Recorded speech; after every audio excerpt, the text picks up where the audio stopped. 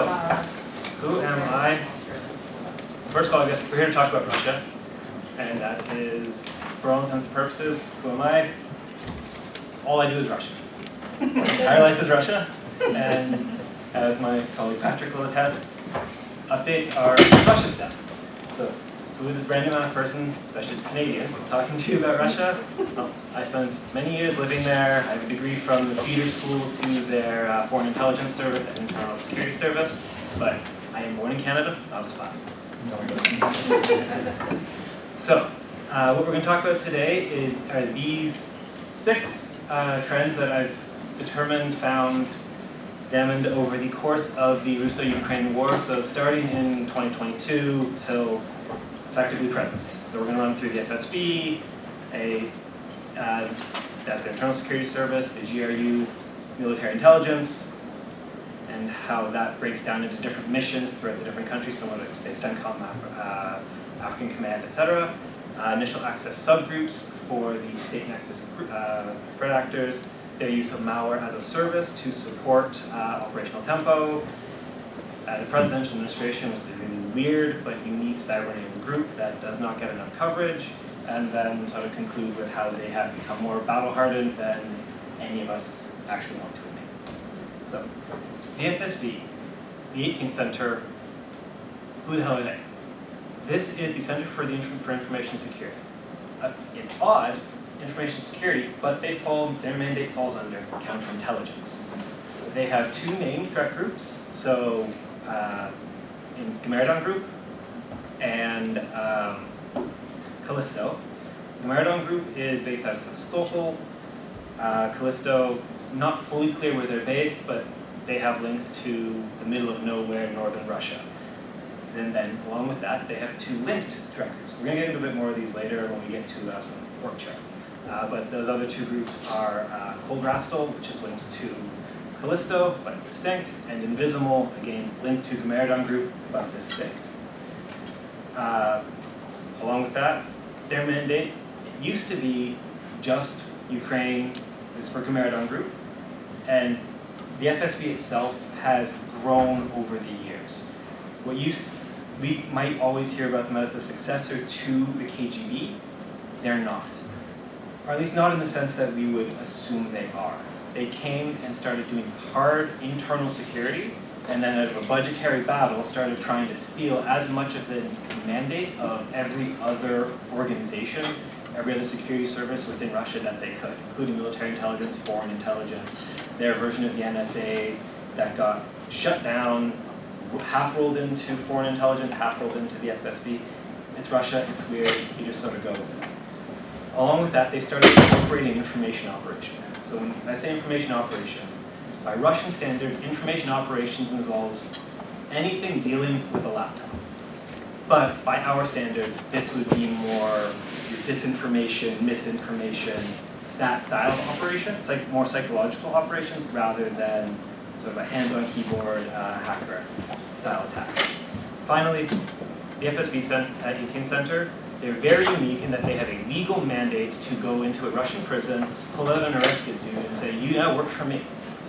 Here's your desk, here's your mission, screw it up, and you get to go back. So they have, along with that, they can also go purchase the services from criminals. So they have a very robust, not only custom capability, but access to the, we'll call it more standard malware-as-a-service tools that our friends in ransomware, for example, have.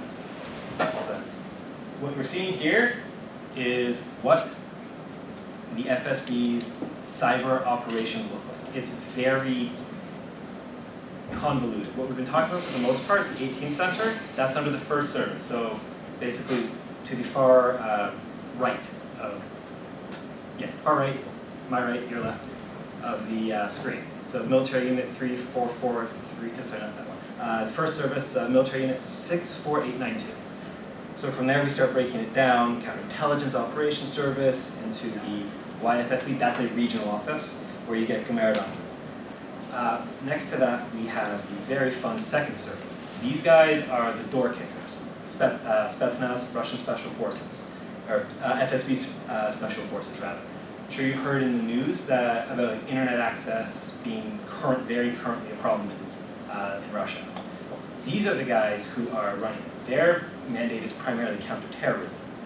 So now you've got people without a background in how the internet is functioning, telling the people who know how the internet functions what must be shut down, which is basically turn off the internet outside of state media and whitelisted applications. For example, Slugi, which is, I have no idea what the American equivalent to that would be. Imagine trying to do any federal taxation thing in the US. That's all that you have access to on the internet. The entire rest of it is shut down. Just and the IRS. that's all you have access to because there's an incredible hardliner saying the average Russian should not have access to the internet because Western propaganda. That's how it So is is this- now. That's correct. So is this part of watching any services turning inward on the population as the war starts going poorly? So no, it's not actually because of how anything in the war. It has nothing to do with how the war is progressing, positively or negatively. So their actual name is the protection of the constitutional order. Constitutional order. If you actually read the Russian Constitution, they lifted a lot of it from yours. So on paper, it sounds the same as here, but the actual person in charge has determined that my entire political structure is based around me, the leader. I'm the sole arbiter of all interpersonal disputes within the oligarchy. You want a decision in your fight over who gets to control the Russian version of Amazon? Thou shalt come to me, and I will tell you if you can go shove it, or if you get to take billions of dollars of Russian money every year. Those are the people who get to say, maybe you can go online and file for a new passport. So from there, we start heading into, the FSB also oddly controls Russian CERT. So just additional context. But when you get to the far end, 16th Center, so unit 61608, that's where we get our FSB signals intelligence. So their actual foreign intelligence, cyber-enabled foreign intelligence capability. And they are oddly creative compared to their counterparts elsewhere. So Turla, for example, don't know if any of you remember, it was 2017, ESET put out a bit on how they were using comments in Britney Spears' Instagram page for their C2. Who's gonna go look in Britney's comments? Nobody. So perhaps, while I'm saying the FSB 18th Center is the emerging powerhouse, over the course of the last year or so, I've sort of switched things a little bit. Maybe it's just the FSB as a whole. Why? They have become so omnipotent within the Russian security service architecture for cyber-enabled operations. And they've had that very big shift in mandate. So Callisto, they had an operation back in 2023 called a very British coup d'etat, where it was an information operation specifically targeting Scottish, or the British members of Parliament, but going through a Scottish member of the National Parliament. It was a very weird one, and for an internally focused, and when I say internally, perhaps I should explain that as a near abroad. By Russian standards, if you're in the former Soviet Union but not in NATO, you are considered internal. Everything else is external. So for an internal counterintelligence service to focus on a NATO member for an information operation, that is a huge shift in their actual capacity. But then back in December, you had Sir Poland say, Static Tundra trying to take down our energy grid. Now, that's very weird because the FSB has never done anything remotely destructive, even though they have had ICS-capable malware through the Static Tundra sort of chain of command up to Berserk Bear. They have had a malware called Havix, which is ICS-capable but has not actually been used for destructive capability. So they're expanding and cutting into the turf of other organizations within them. And they don't talk. Yes, sir? Is it fair to say that if they have such control over the internet and they kind of work with these, hacker groups, that they pretty much control those hacker groups and they're part of the Russian kind of military apparatus, or are they kind of still decentralized to a degree? So you're referring to the second service and internet controlling? I'm talking about like, third-party hacking groups, like the ones that most of us, in the West would be considered, they're the, the criminals. Since they have control over the internet in a large way, are those criminals known to the FSB and do they work with them, constantly? So it depends on on the individual criminal. So I'll use, for example, Evil Core. We've all probably heard of Evil Core, Indra Spider, however, BitPaymer, Dridex, whatever malware family or group name you want to use. That is controlled by a specific individual called Maxim Yakovlevich. His father-in-law used to work for the second service. He was a door kicker. Maybe you've seen the pictures of a horrendously wrapped Lambo driving around central Moscow. That's him. He has a license to go into FSB facilities and conduct operations on behalf of the FSB. My favorite example, however, that's just one individual. Back in 2020, there was a ransomware incident at the Royal Military College of Canada. We'll say that the equivalent of West Point. They were breached. Data was posted on the Doppelspider, so that would be Doppelpaymer data link site. I was able to verify the data because I had friends in the data, and suddenly, gone. It was just removed. Now, I think I can assume that the Government of Canada, the Canadian Armed Forces, and the military college are not going to negotiate and spend my tax dollars on a ransom payment. So, one of the things that I have been working with, and perhaps we'll call it a bit of an assumption, but something that I would classify as the first right to read. They didn't necessarily realize what they had, but they were sharing it with their friends in the FSB or the GRU, depends on where they're, it's called Krisha, protection, roof, however you want to phrase it, to provide them that sort of get out of jail free, we're providing value, so don't touch us, we're at your beck and call kind of thing. And their protection, their contacts basically said, take it down. That's too valuable, just kill it, leave it alone. There's a lot to take in. Absolutely. Okay, so I'm a little bit confused. Yep. So is it clear to those who know that the lines of responsibility are clear and one group does one thing and another group does something else? Or is there a turf war that goes on internally as to which groups do which activities and for which reasons or whatever, right? Yeah. So that's. Does that lead to, is that why this looks so damn confusing? So one, it looks confusing because I am terrible at PowerPoint. But part two, you're absolutely correct. There are turf wars, but it's not within the FSB itself. Maybe a little bit, but there's something that most people who do Russian studies, they call it the Bible. It's an article by Dr. Mark Galeotti called Putin's Hiding. And it basically outlines how every security service functions within the system itself and how they will literally bite each other's head off. So the best example that he gives in this, through his own contacts, because he's deeply immersed in the Russian criminal world, intelligence services, is that within a foreign embassy, you're going to have your FSB, your GRU, and your SVR at individuals that are posted there. Some under true cover, the GRU, for example, perfectly allowed to have people in uniform at, say, the US Embassy, because that's called a military attaché. Okay.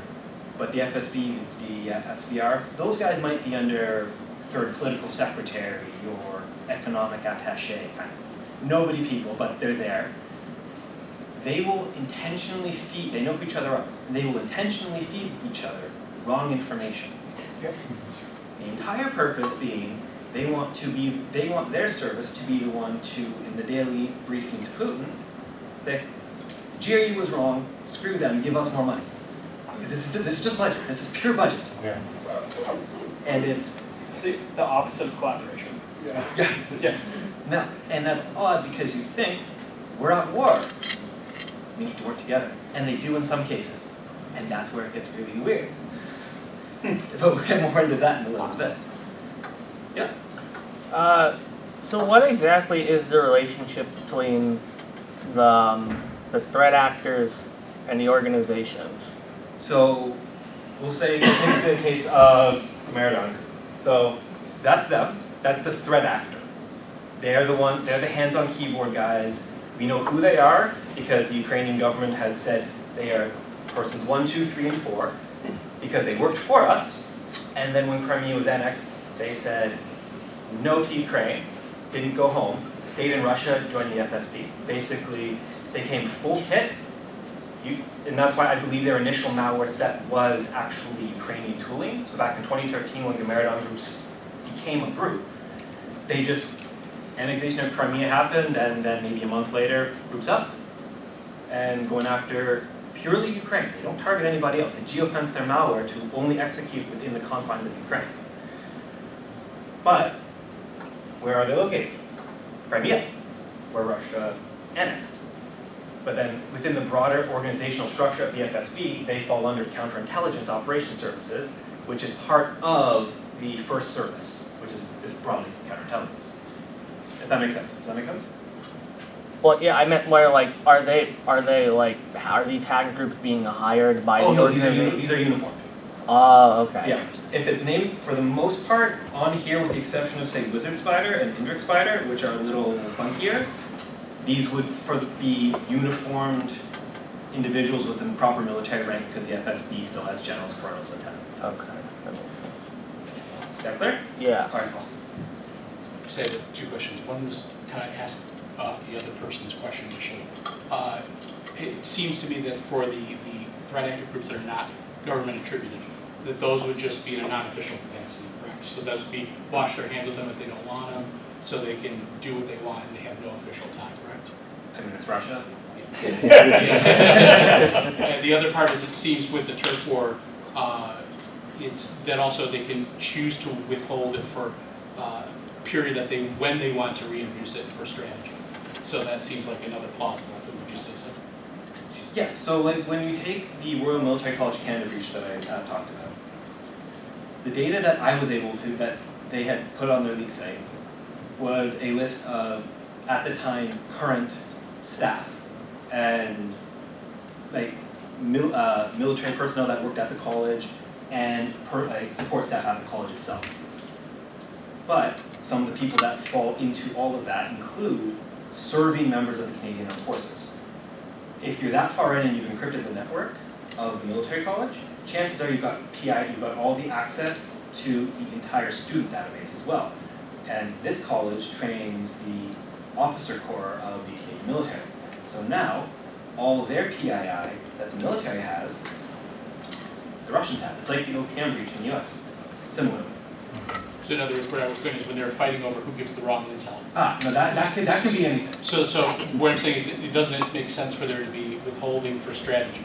So in other words, like we have it, but we're going to set on it because now we need to give it at this time. No, that's very much just a pure instant gratification one-upmanship. So like say GRU says Canada is doing X, Y, and Z, and it's wrong because the FSB told them that they're doing X, Y, and Z, but really we're doing A, B, and C. Then the FSB will say in their brief, no, Canada's doing this, here's the proof. Because here's the real proof that we didn't fabricate. It's just sort of how do we make them feel, rather how, for the FSB or the GRU, whichever organization, because they all do this, how do we reduce their status? So, and they go, it's all cyclical. So the GRU, in 2008, when Russia invaded Georgia, the GRU performed operationally well, but they still got screwed by a country of like 4 million people. And as a result, they fell out of favor. But following the DNC hack, they started going way up in value because they had retooled, reimagined their capacity, and the FSB got screwed a bit because they're the ones who sort of screwed up my dad in Ukraine. It's a very weird,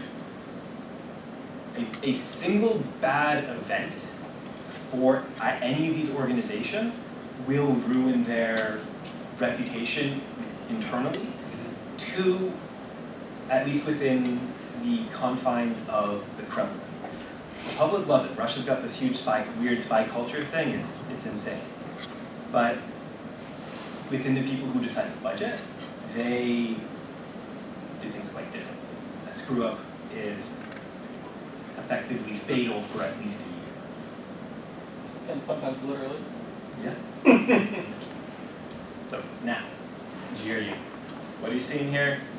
Imagine the US divided, each color is a different district, different military command. Pretty simple stuff.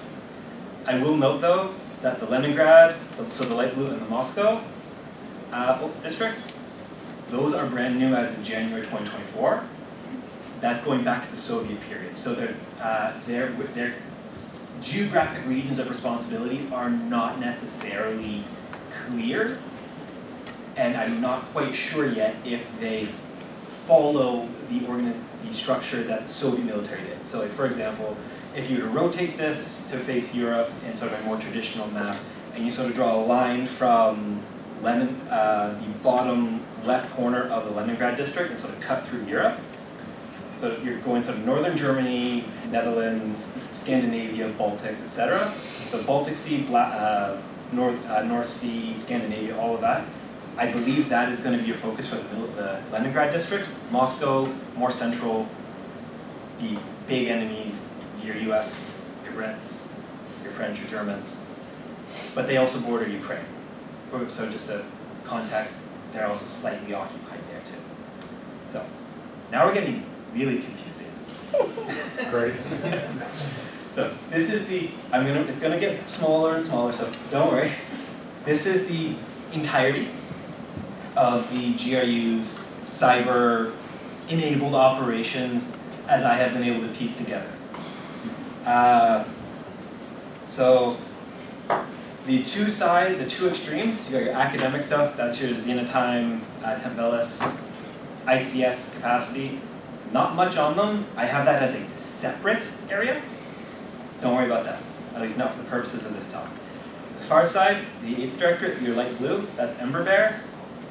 Basically, kids fresh out of school who got told you're going to do cyber for GRU Spetsnaz, and if you look at the FBI wanted poster, there's one dude who looks like he'll beat the hell out of you, and the rest of them look like they just graduated and look terrified. But that's that. And then there's one random dude from the Caucasus. He's connected to the cybercrime world. Don't worry about that. They're new, they're developing, they'll be a thing for a while, but right now, we don't care about that. We care about the green, the orange, and the purple. So, green, fancy bear. You're gonna see two colors of green. Light green, the pale green, that is all I can find is pure fancy bear operations that I can't narrow down anymore. But the more vibrant green, that's Zebracy. That's what I classify as an initial access subset, which is where we focus this idea of regionality. Orange is the psychological warfare. These are your misinformation, disinformation groups. They do much more of I'm going to have a dedicated specialist for Japan, for example, who's an expert in Japanese culture, speaks the language, and can tailor absolutely everything that they do to promote the Coral Islands within Japan as Russian territory. Coral Islands are their disputed territory. So it's an easy option. It's an easy thing to say. You will note that there are two units, the 64th Special Service Center and then the Center for Foreign Military Information Communication. I had to change the name. I had to adapt how they were listed because both of those units have the same name. Tax records show that they are two distinct entities with two distinct commanding officers, and they work in the exact same building on the same floor, but they are separate units, and I can't figure out why, because tax records only tell you so much. And then your purple, that's Sandworm. This is weird. They're weird, a bit weirder in that I can get nothing from them into a region. Everything I can find is Moscow. So from there, and then go next step down.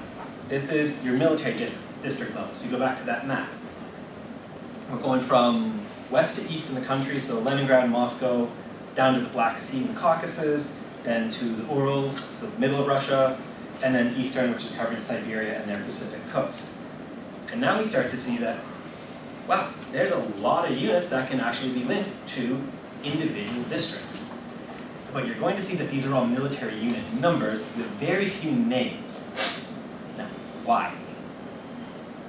That is because medal imaging, so you get a military medal, you get a medal in Russia, there's an icon on it, a symbol. Every single one of these units has, if they're green, they've got crossed keys, Russian military iconography, encryption.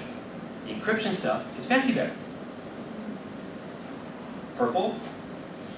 This one, this unit I was able to find thanks to Check First, who did similar methodology to me. They found this one. They've got, I can't remember what their medal is, but it is different. It's got a computer in it, but it's a more destructive computer network attack style operation. But that unit seems to be more of a development, tool development pipeline. But then, once we get over into the central district, I can actually have a sort of threat group. So UAC 0063. Now why are they that? Because if you're familiar with nomenclature, UAC is UA's, so Ukrainian government naming convention for threat actors. So why is a central district, which is not going to target Ukraine, under here? Because they target the Tajik embassy in Ukraine, and then use that access to go all the way back to Tajik Foreign Affairs in their actual operating district. So they can say, guys, look, don't send me to the front. I'm supporting the special military operation while doing my actual job. So we can see how regions play a role in targeting. So I mentioned Japan, for example, Unit 03134 in the Eastern District. That's your Japanese expert. Why do I know this? Because somebody posted on Contactia that he was suing his commanding officer for wage arrears because they didn't, and he said, I just translate stuff into Japan all day. If you know, you know, but my CEO didn't pay me. There's also job ads for them as well that say we're looking for Japanese cultural experts. Little suspicious, but hey, I'm Canadian, I'm not Russian. Let them do what they want. How often do people move between units? So the orange, so your psychological operations, they tend to have a bit less flexibility because they have sort of a lot more contractor-based activity, from what I can tell. Also, many of the people who do the psychological operation stuff, they can get sent there for their conscription service, which is it sounds a little odd that you're going into Russian military intelligence and you're doing that as a conscript. But their military intelligence or their intelligence community is much bigger than we would like to think, and they rely on a lot more highly replaceable people for the growth. But within, say, the upper echelons, we've had, he just got moved to Security Council. He used to be the CEO for Fancy Bear. Then he went to Rostec to help run their MSP, which supports the FSB. And now he's in Security Council as a secretary, as an assistant secretary. Like they can get moved, but it depends on sort of your level. So that one I have to stop talking about because I can go on about initial access. I can go on about them for hours because that's been my last 2 years of my life. And I'm not paying attention to the time. So, next, initial access subgroups.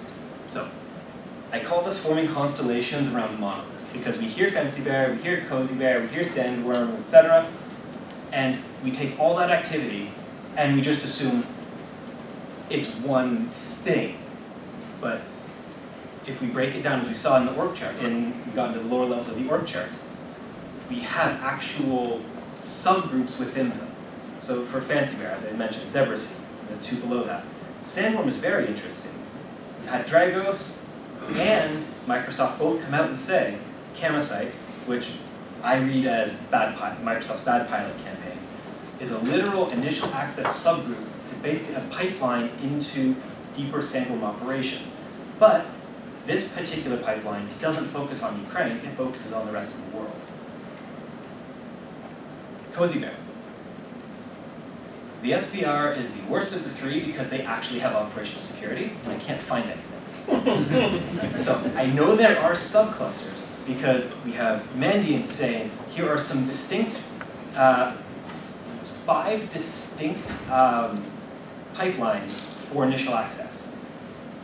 And I go through them and I can start piecing, you look at the targeting, and the targeting is different. So with Cozy Bear, we start looking at a different style of organization, not based on region, but based on specialization. So within the SVR, you've got, by my logic for how, like a more general audience, an economic intelligence line, a political intelligence line, and a science and technology line. So the political intelligence line, that's sort of your more standard espionage. Economic intelligence line, if a bank opens in if a bank in any country acquires a new, if a new bank, a foreign bank is entering a new market, how does that change the economic landscape of that particular market? Well, that's the SVR's job to find out. The science and tech line, they're there to steal your tech, your IP, because they want it, and they're going to get it. The FSB, however, is a little more interesting. You're going to see Gameradon Group is not actually listed as one of the groups there. We've got Invisible, we've got Berserk, and we've got Turlo. So why aren't they there? Because virtually all of their operations seem to hand off to a additional group. Now, when I made this, Sequoia hadn't put out their 3-rung blog post on Gameradon Group malware because nobody had really been able to get the final stages of their malware. Sequoia somehow, they go through the whole process. Really interesting, really great read if you're interested in Gameradon Group's TTPs, but they don't target outside of Ukraine, so it generally doesn't matter. But Gameradon Group is known to hand off to Invisible and to Turbo. Now, so Gameradon Group to Invisible, based on my org chart, we're talking 18 center to 18 center, so intra-group collaboration. But Gameradon Group is 18 center and Turtle is 16. We're talking very different. So counterintelligence into SIGINT. BSides, however, earlier this year, late last year, found Turtle lost access in Ukraine, and Gameradon Group was, well, here you go, have it. A very weird cooperation, but it goes back to that initial idea that I suggested at the beginning about the FSB's 18th center as that emerging powerhouse. And within Gameradon Group itself, having found their niche as that initial access procurer for the FSB as a whole. Basically giving them job security because ultimately they are traders to Ukraine. Can you really trust a trader in the long run? And they are basically giving themselves job security and keeping themselves out of prison at the same time. So Static Tundra, again, that's that Sir Poland attack over Christmas. That's where that weird Static Tundra does initial access, but Sandworm is who BSides and Dragos both said deployed the wipers, or attempted to deploy the wipers rather, on the Polish networks. So that one's again a bit of a weird one. Next, we're going to go malware-as-a-service to support operational tempo. So we think APTs, state nexus threat actors, custom tooling, living off the land, all that good stuff. All that happens. But what else do they do? They'll go on exploit, they'll go on XSS, and they will buy the same crap that every normal ransomware actor has access to. Why? Because it's cheap and it works. Why blow custom malware when the SVR can use, or anybody really, can use smoke loader? It's regularly maintained, reasonably priced, and constantly updated, and it works for everybody. So use that, go wide, find the machines that you want, and then from there, go after them again with your less detectable tooling, so you hide in the noise. You see a smoke loader detection, who cares? That's day-to-day occurrence, effectively, for any major organization.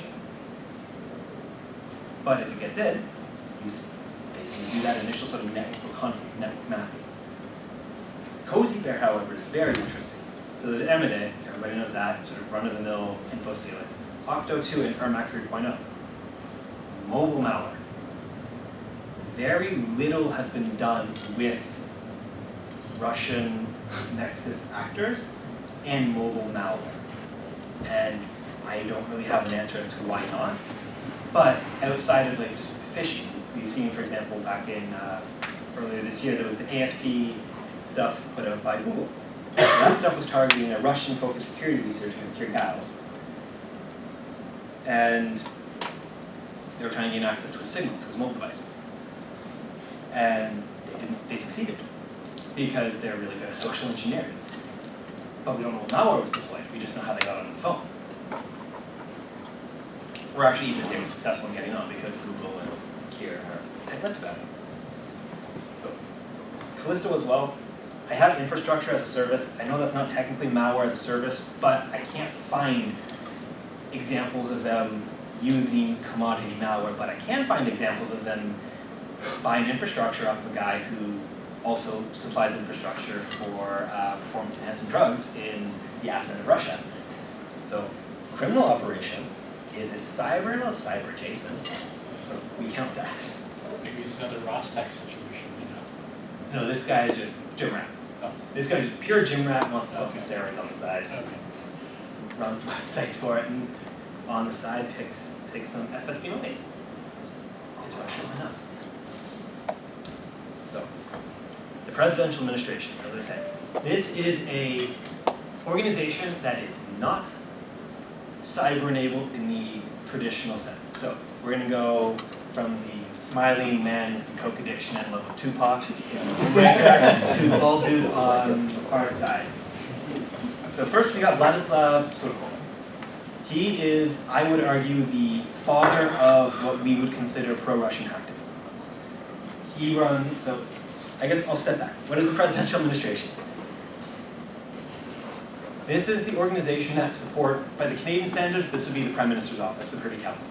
I have no idea what the American equivalent would be, but whomever is supporting the President of the United States, that's this organization. These guys are not the heads. They're number two, second in command. Their focus is domestic policy, and in particular, youth policy. Why are they cyber? Surkov was there in the mid-2000s till about 2011, 2012-ish. Can anybody tell me what happened in 2007? That was cyber and activism related. The Estonia attack. Yes. Nashi and Yes. Who? So, do you know what Nashi is? yes, they're equivalent of Weeblos, the Boy Scouts. So if you We'll think about go a little step further. Okay. Hitler Youth. Hitler Youth. It really, very much Hitler Youth. He started them. Yeah, Nashi means our stuff is what it is. Yes. So Surkov is the one who started them. Now, Nashi itself, not necessarily cyber-enabled, and it's still not quite sure if they are the ones themselves who hit the button to start the DDoS attacks that crippled Estonia, or if they're the ones who paid the cyber criminals to do it. But that was started with him. Yeah. There's an article called An Army of Ones and Zeros, and talking about Nashi and the downloadable DDoS attack that you didn't have to distribute it yourself. If you put it out among all your users, you can actually get and distribute it back and actually distribute it. Much harder to stop. And there has been a far greater evolution to that when we get down to Kironenko at the far end. So the DDoS attack in Estonia actually led to a very interesting development within the cyber criminal world. Following Estonia in 2008, Russia invades Georgia. As I mentioned earlier, the GRU performed poorly, or poorly-ish, but there was a cyber-enabled component to that attack as well. But it was grassroots. You go deep enough into the forums and exploit, you find individuals saying, here is a list of targets in Georgia, just government websites, let's go take them down. And you have an actual discussion between people. Should we do this because they're Georgian? Fuck them. they attacked us, go get them. A very weird interaction between the cyber criminals and over, do we do it or not? In the end, they did it. Some degree of success, but spurred on by Surkov's success in Estonia. He goes on to work in the Donbass after the annexation. And then we get into the man in the middle, Vyacheslav Volodin. He basically just didn't do too much cybery stuff, but he did set the stage for Prigozhin's Internet Research Agency. So now he's the Speaker of the House. He just did that. This was more like a weird interregnum for him. But now we go to, and at the end, my favorite, Chernenko. This dude is psychotic. He was actually Prime Minister of Russia before Putin at the age of 35. But I'm sure we've all heard the group No Name 05716. They like to DDoS anything and everything under the sun. Well, who runs them? He provides a strategic direction under a nonprofit called the Center for... Basically, he runs a center that monitors youth activity on the internet to prevent school shootings and extremism. It's a bunch of child psychologists and programmers. So they run their malware called Dacia, distribute it via the Telegram. Anybody can download it, and you're just enslaving your device to their botnet, and then they hit go. But there's leaderboards. They made it gamified. All the fun of League of Legends, but you get to earn money too. You don't have to do anything. So there's leaderboards, stickers, art. There's a whole weird Spanish language, Russian hacker, metal pipe Telegram channel within this weird ecosystem. But they're huge in Latin America.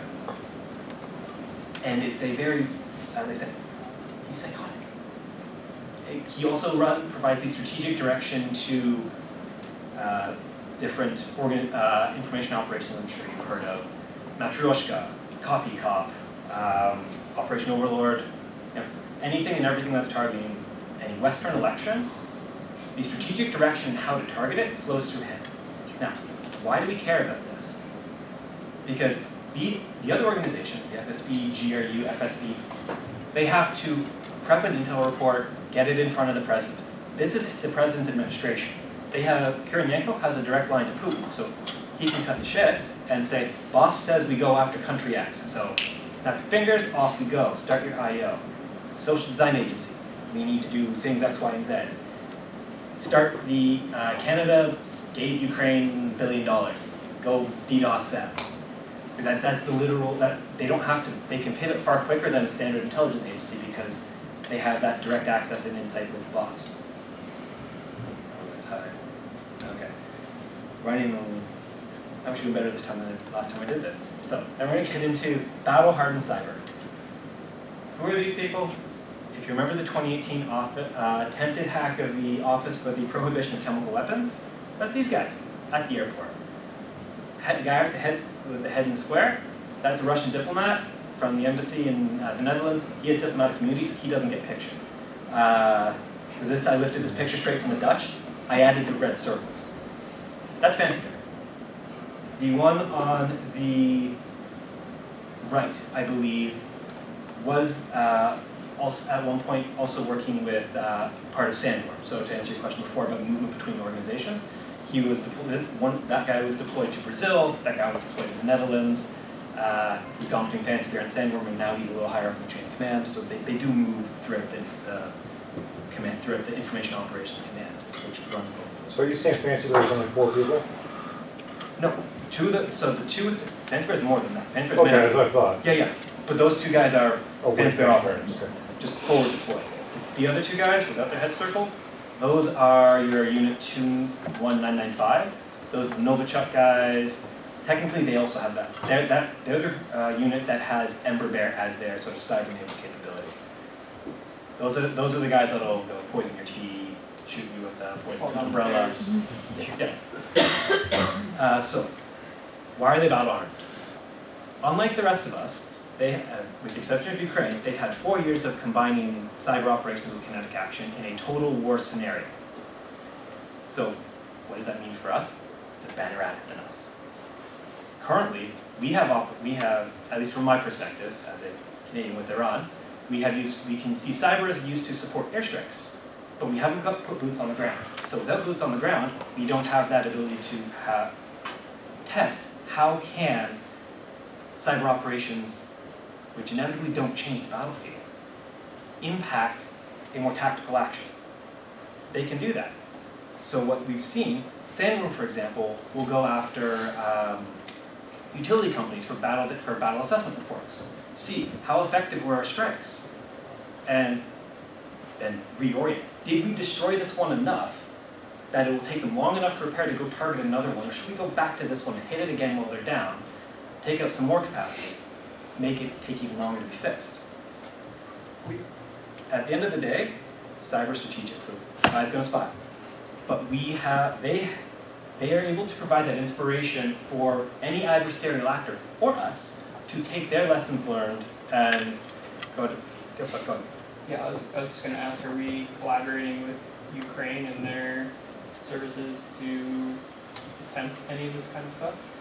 I work at a bank, so I hope so. We do, like I know, like for example, when Iran used the wiper attack in Albania, Cyber Command did a hunt forward operation to Albania to help and do something with that. But that was more recovery, and from my understanding, helping Albania recover and do a network hunt on their networks to see, is Iran still there? How does that help us? Well, it gives us those traces to see those indicators to take home and look within our own networks. But that doesn't help us combine it with a kinetic component. The effect. I think the only example that I can think of is the U.S.'s interdiction in Venezuela, where we both had boots on the ground.